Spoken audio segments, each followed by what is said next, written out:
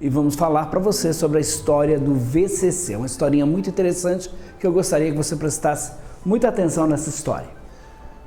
A história do VCC aconteceu no interior de São Paulo, no meio dos canaviais. Uma pessoa estava ali, um irmãozinho fervoroso, estava ali cortando cana, quando de repente ele viu uma nuvem com 3 letras, VCC.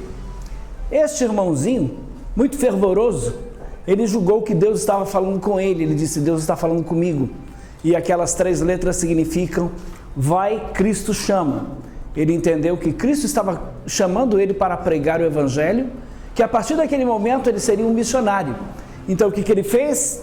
Ele correu lá na cidade, procurou o pastor da igreja e, fiel a essa visão, então ele disse: pastor, Deus falou comigo, eu estava cortando cana lá no canavial, Deus falou comigo e eu agora vou sair pelo mundo afora pregando a palavra de Deus. O pastor então, surpreso diante do relato, disse para ele: meu filho, para pregar o Evangelho você precisa conhecer a Bíblia. Você conhece a Bíblia bastante para sair o mundo afora pregando a palavra de Deus, pregando a sua mensagem? E ele disse: claro que sim, claro que eu conheço. O pastor perguntou: e qual é a parte da Bíblia que você mais gosta, que você mais conhece? Ele disse: eu gosto muito das parábolas de Jesus, conheço muito as parábolas de Jesus, principalmente a parábola do bom samaritano. O pastor então pediu para ele contar. O pastor queria ver o conhecimento, o grau de conhecimento bíblico que esse futuro missionário, esse futuro pregador do Evangelho tinha. Então com isso ele começou a falar. Descia um homem de Jerusalém para Jericó e caiu entre os salteadores. E ele lhes disse: varões irmãos, escutai-me. Não tenho prata nem ouro, mas o que tenho, isso te dou. E entregou-lhes os seus bens, e a um deu 5 talentos, e a outro 2, e a outro 1, e a cada um segundo a sua capacidade. E partindo dali, foi conduzido pelo Espírito ao deserto, e tendo jejuado 40 dias e 40 noites, teve fome, e os corvos alimento lhe traziam, pois alimentava-se de gafanhotos e mel silvestre. E sucedeu que, indo ele andando, eis que um carro de fogo ocultou da vista de todos. A rainha de Sabá viu isso e disse: não me contaram nem a metade. Depois disso ele foi até a casa de Jezabel, mãe dos filhos de Zebedeu, e disse: tivesse 5 maridos, e o homem que agora tens não é teu marido.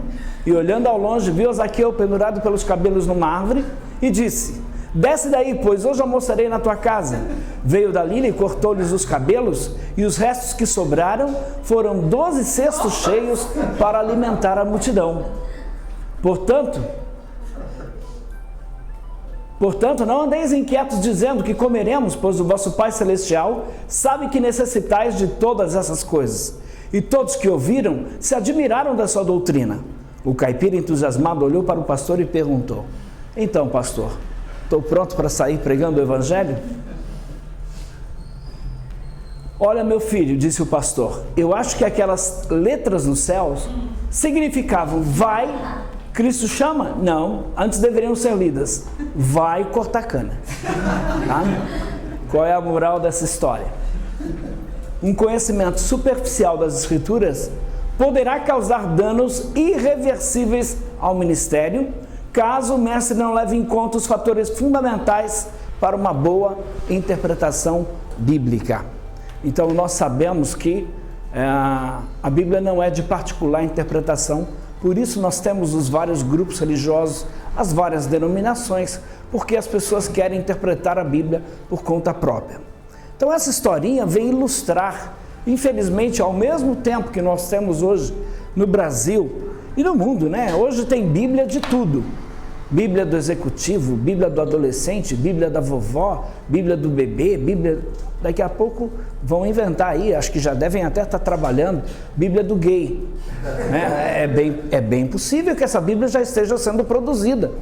Então, com isso, ao mesmo tempo que nós temos uma variedade de traduções da Bíblia, uma variedade de comentários bíblicos, nós temos uma geração de crentes completamente analfabetos, biblicamente falando.